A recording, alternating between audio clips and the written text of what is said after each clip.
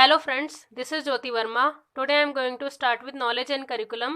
इस सब्जेक्ट के अंदर हम कई वीडियोस पहले भी देख चुके हैं जिसके अंदर हमने करिकुलम को पूरा डिस्क्रिप्शन में देखा था कि करिकुलम क्या है। नेक्स्ट उसके बाद हमने देखा था टीचिंग और करिकुलम के अंदर या टीचिंग या इंस्ट्रक्शन के अंदर क्या क्या डिफरेंसेस है, और जो हमारा करिकुलम फ्रेमवर्क है वो क्या है, किस किस तरीके से फ्रेमवर्क को डिज़ाइन किया जाता है। तो ये सारी वीडियोस हमने पहले देखी थी। और आज हम देखेंगे relationship of curriculum and learner, यानी जो पाठ्यचर्या व अधिगमकर्ता का संबंध है। पाठ्यचर्या मतलब हमारा करिकुलम, सब्जेक्ट या हमारा सिलेबस नहीं, करिकुलम जो पूरा ओवरऑल होता है। तो करिकुलम की अगर आपको वीडियो देखनी है तो आप मेरे चैनल के सेकेंड ईयर की वीडियोस में जा सकते हैं। इसकी एक मैंने प्लेलिस्ट भी क्रिएट करी हुई है, तो उसके अंदर आप जाके करिकुलम क्या होता है इसकी वीडियो देख सकते हैं। तो इसके अंदर हम देखेंगे करिकुलम एंड लर्नर, यानी जो स्टूडेंट होता है वो एक लर्नर है और वो उस शिक्षा को ग्रहण कर रहा है यानी सीख रहा है, तो वो लर्नर कहलाएगा। तो पाठ्यक्रम, पाठ्यचर्या व अधिगमकर्ता का संबंध, relationship of curriculum and learner. आगे हम देखेंगे पाठ्यक्रम को प्रभावित करने वाला एक महत्वपूर्ण घटक शिक्षार्थी है। शिक्षार्थी मतलब जो विद्यार्थी होता है, ये उसी का एक सिमिलर वर्ड है। शिक्षार्थी बोल लो या विद्यार्थी बोल लो, दोनों का एक ही मतलब है। तो शिक्षार्थी है यानी जो महत्वपूर्ण घटक है वो क्या है, शिक्षार्थी है। क्योंकि पाठ्यक्रम किसके लिए डिजाइन किया जाता है, एक विद्यार्थी के लिए या शिक्षार्थी के लिए या फिर एक स्टूडेंट के लिए।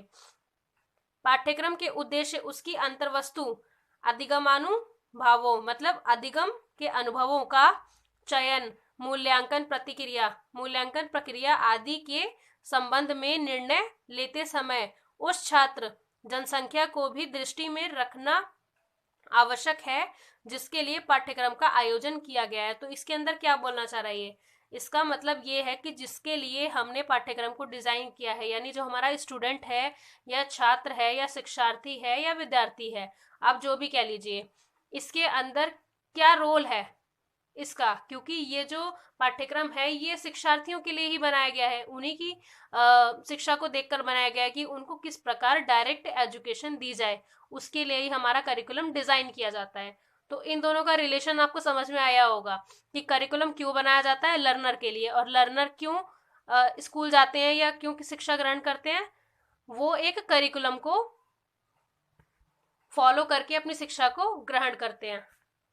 नेक्स्ट हम देखेंगे शिक्षार्थी निष्क्रिय वस्तु नहीं है। शिक्षार्थी जो है वो निष्क्रिय वस्तु नहीं है, वे तो सक्रिय यानी एक्टिव हैं और जिज्ञासु हैं, यानी उनके अंदर क्यूरियोसिटी है। उस किसी भी एक व्यक्ति या किसी भी एक विद्यार्थी के अंदर एक जिज्ञासा होती है किसी भी चीज को जानने के लिए, एक्टिव होता है उसका माइंड। ऐसा नहीं है कि परिवेश, जो हमारा परिवेश है, ऐसा नहीं है कि परिवेश उनको रचता हो, मतलब परिवेश उनको नहीं रचता, वो खुद एक उनके अंदर जिज्ञासा आती है, जिज्ञासा की भावना होती है, बल्कि वे भी परिवेश को बड़े पैमाने पर रचते हैं।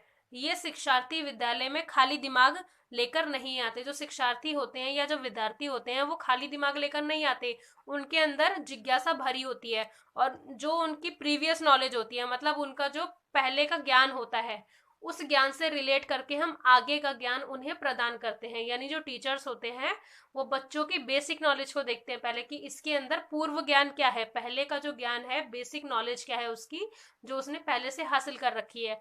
उसके बाद वो उस टॉपिक की अदर इंफॉर्मेशंस, अदर जो उसके स्टेप्स होते हैं या अदर नॉलेजेस होती हैं किसी टॉपिक से रिलेटेड, उसको आगे बढ़ के बताते हैं।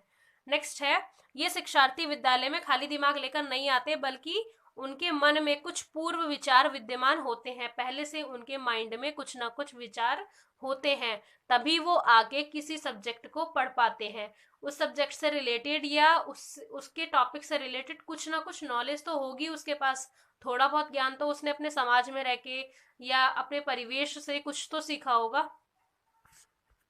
नेक्स्ट हम देखेंगे 2 इयर्स के जो शिशु होते हैं, बालक होते हैं, जो इन्फेंसी पीरियड में होते हैं, शिशु शिक्षा यानी जो बच्चों की शिक्षा होती है, प्राथमिक शिक्षा की तैयारी। सबसे पहले जब बच्चे स्कूल जाना शुरू करते हैं या प्ले वे स्कूल में होते हैं या आंगनवाड़ी जाते हैं, तो क्या उसका एक तरीके से मेथड होता है। तो इसके अंदर क्या है, शिक्षा की यह व्यवस्था बच्चों को विद्यालय के लिए तैयार करने की है। मतलब शिक्षा की ये जो व्यवस्था है जो प्राथमिक लेवल पर होती है, ये बच्चों को तैयार करने के लिए, किसके लिए, विद्यालय के लिए, विद्यालय में जाने के लिए तैयार करते हैं।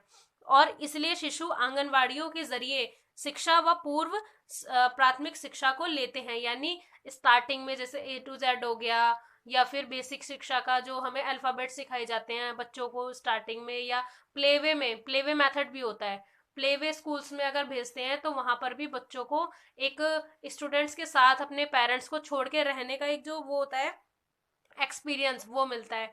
धीरे धीरे वो अपने अब फ्रेंड्स बनाते हैं, अपने साथ आपस में, अपने एज के बच्चों के साथ आपस में वहाँ खेलते हैं, तो उनको एक ऐसा एनवायरनमेंट मिल जाता है ताकि वो स्कूल में जाके टीचर को या फिर किसी को भी वहां पर तंग ना करें, या एक तरीके से वहां के एनवायरनमेंट में ढल सके। तो ये चीज है इसके अंदर। सेकेंड इसमें हम देखेंगे प्रारंभिक शिक्षा 5 वर्ष तक, यानी इसके अंदर पहला है पहली और दूसरी कक्षा, उसके अंदर क्या क्या चीजें इंपॉर्टेंट होती हैं। फर्स्ट है एक भाषा मातृभाषा, सबसे पहले उन्हें एक भाषा सिखाई जाती है मातृभाषा, जो वो अपनी फैमिली में या अपने समाज में सुनते आ रहे हैं वही चीजें वो सीखेंगे। सेकेंड है गणित, नेक्स्ट उनको गणित सिखाया जाता है, प्लस माइनस वगैरह ये सारी चीजें सिखाई जाती हैं। थर्ड है इसके अंदर स्वास्थ्य और उत्पादक जीवन की कला, स्वास्थ्य की कला और उत्पादक जीवन की कला। फोर्थ है इसके अंदर क और ख हेतु अनुभव दिए जाएंगे, मतलब पहला भाषा और गणित, इन दोनों के लिए अनुभव दिए जाएंगे इसके अंदर। नेक्स्ट हम देखेंगे इसमें तीसरी से 5वीं कक्षा यानी 3rd क्लास से लेके 5th क्लास तक के अंदर क्या चीजें इंपॉर्टेंट है। सबसे पहले एक भाषा मातृभाषा, मतलब बच्चों को उस टाइम पर भी अपनी मातृभाषा सिखानी है। सेकंड है गणित, उनको मैथमेटिक्स आनी चाहिए, मतलब धीरे धीरे उनकी जो नॉलेज है उनको और बढ़ानी है, टीचर का ये एक कार्य है। थर्ड है पर्यावरण अध्ययन, मतलब एनवायरमेंटल एजुकेशन, एनवायरमेंटल स्टडीज करानी है बच्चों को। फोर्थ है स्वास्थ्य और उत्पादक जीवन की कला, यानी एक स्वस्थ मतलब हेल्दी और उत्पादक जीवन की कला आनी चाहिए, उनके अंदर होनी चाहिए। नेक्स्ट हम देखेंगे थर्ड पॉइंट जिसके अंदर है उच्च प्राथमिक शिक्षा। उच्च प्राथमिक स्तर पर जो होता है कि मतलब एक उच्च प्राथमिक जो प्राथमिक विद्यालय होता है उससे थोड़ा और आगे, यानी जो हमारी 6th 7th और 8th क्लास होती है, यानी उच्च प्राथमिक स्तर। इसके अंदर पहला है 3 भाषाएं, क्षेत्रीय भाषा होनी चाहिए जिस क्षेत्र में हम रह रहे हैं। मान लीजिए इंडिया के अंदर है तो नॉर्मल सी बात है कि मोस्टली इंडिया में लोग हिंदी ही बोलते हैं, हिंदी भाषा का ही प्रयोग करते हैं। आप आउट ऑफ इंडिया देख लीजिए किसी फॉरेन कंट्री में, तो वहां पर आप देख लीजिए वहां पर इंग्लिश बोली जाती है, तो उनके परिवेश की भाषा क्या हो गई, उनकी मातृभाषा क्या हो गई, इंग्लिश। तो वो इंग्लिश सीखेंगे तो सबसे पहले उनको अपनी क्षेत्र की भाषा आनी चाहिए। नेक्स्ट है आधुनिक भारतीय भाषा, आधुनिक भारतीय भाषा हो और उसके बाद अपनी ऑफिशियल लैंग्वेज अंग्रेजी हो यानी इंग्लिश। सेकंड हम उनको सिखाएंगे गणित यानी मैथमेटिक्स। थर्ड ऑप्शन है हमारा विज्ञान एवं प्रौद्योगिकी यानी साइंस और टेक्नोलॉजी। फोर्थ है हमारा सामाजिक विज्ञान यानी सोशल साइंस। फिफ्थ है हमारा कार्य शिक्षा, कार्य शिक्षा इसके अंदर महत्वपूर्ण है। सिक्स्थ है इसके अंदर वर्क से रिलेटेड जो शिक्षा होती है। सिक्स्थ है इसके अंदर हमारा स्वास्थ्य व शारीरिक शिक्षा यानी हेल्थ और फिजिकल एजुकेशन, हेल्थ एजुकेशन और फिजिकल एजुकेशन। फिजिकल एजुकेशन और हेल्थ में क्या आता है, खेल कूद आ गया आपका फिजिकल एजुकेशन में। हेल्थ एजुकेशन में योग जो आपका योगा होता है, एनसीसी आ गया आपका फिजिकल और हेल्थ एजुकेशन में, और स्काउट्स हो गए। नेक्स्ट हम देखेंगे फोर्थ इसके अंदर माध्यमिक स्तर यानी 2 वर्ष आगे, यानी इसके अंदर क्या है 9th क्लास और 10th क्लास। इसके अंदर क्या चीजें महत्वपूर्ण है, सबसे पहले 3 भाषाएं, 3 भाषा यानी क्षेत्रीय भाषा, आधुनिक भारतीय भाषा व अंग्रेजी, जो मैंने आपको बताई पहले भी। सेकंड है गणित। थर्ड है इसके अंदर विज्ञान और प्रौद्योगिकी यानी मैथमेटिक्स के साथ आपकी साइंस और टेक्नोलॉजी। फोर्थ है हमारा सामाजिक विज्ञान यानी सोशल साइंस। फिफ्थ है हमारा कार्य शिक्षा यानी वर्क एजुकेशन। उसके बाद है हमारा सिक्स्थ कला शिक्षण यानी जो हमारा आर्ट एजुकेशन होती है, दृश्य व प्रदर्शन कला। अब इसमें लास्ट में हम देखेंगे जो पाठ्यचर्या व अधिगमकर्ता का संबंध है उसके अंदर क्या महत्वपूर्ण बिंदु हैं, क्या इंपॉर्टेंट पॉइंट्स हैं। तो इसके अंदर फर्स्ट हम देखेंगे पाठ्य पुस्तकों के अध्यापन, जो पाठ्य पुस्तक का अध्यापन है उसका जो अध्ययन होता है, पाठ्य पुस्तकों के अध्यापन तक ही सीमित ना रहकर वहीं तक सीमित नहीं रहना है, हमें सामान्य विस्तृत वाचन पर जोर देना होगा और मार्गदर्शन की जरूरत होगी, मतलब उनको एक गाइडेंस मिलनी चाहिए ताकि वो पुस्तक तक ही ना सीमित रहें, वो और आगे उसमें अपना एक ज्ञान बढ़ाएं।